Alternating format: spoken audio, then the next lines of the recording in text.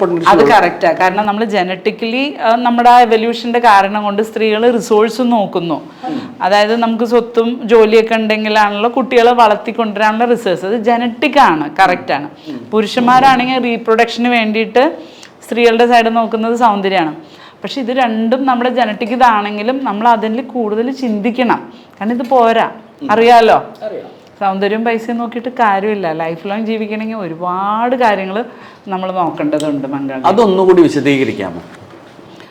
Compatibility എന്ന് പറഞ്ഞു കഴിഞ്ഞാൽ, സത്യം പറഞ്ഞു കഴിഞ്ഞാൽ ആരും പെർഫെക്റ്റ് അല്ല. നമ്മളും അല്ല, വേറെ വ്യക്തിയും അല്ല, ഒരു മാരേജും അല്ല. അതാണ് വാസ്തവം. പെർഫെക്റ്റ് ആളെ നോക്കുന്നതിൽ ഒരു അർത്ഥമില്ല. എന്ന് പറഞ്ഞാലും നമ്മൾക്ക് രണ്ട് വ്യക്തികൾ, ഒരു പുരുഷനും സ്ത്രീ എന്ന് തന്നെ പറയാൻ പറ്റില്ല, രണ്ട് സ്ത്രീയോ രണ്ട് പുരുഷനോ ആവാലോ. രണ്ട് വ്യക്തികൾ വ്യത്യസ്ത സ്വഭാവമുള്ളവർ ഒരുമിച്ച് ജീവിക്കണമെങ്കിൽ എളുപ്പമല്ല, ഭയങ്കര ഡിഫിക്കൽട്ടാണ്. അതിൻ്റെ മെയിനായിട്ട് ബ്രിഡ്ജ് ചെയ്യുന്ന ഒരു സാധനമാണ് സെക്ഷുവാലിറ്റി. അത് നന്നായിട്ട് പോയാൽ എത്ര വഴക്കും വക്കാണോ വ്യത്യാസം ഉണ്ടെങ്കിലും കുഴപ്പമില്ലാതെയൊക്കെ വണ്ടി തട്ടിമുട്ടി പോവും.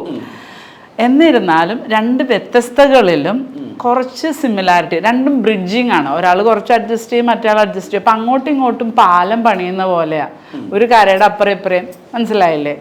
അപ്പം നമ്മൾ എത്ര പാലങ്ങൾ അങ്ങോട്ടും ഇങ്ങോട്ടും പണിയണം എന്നുള്ളതനുസരിച്ച്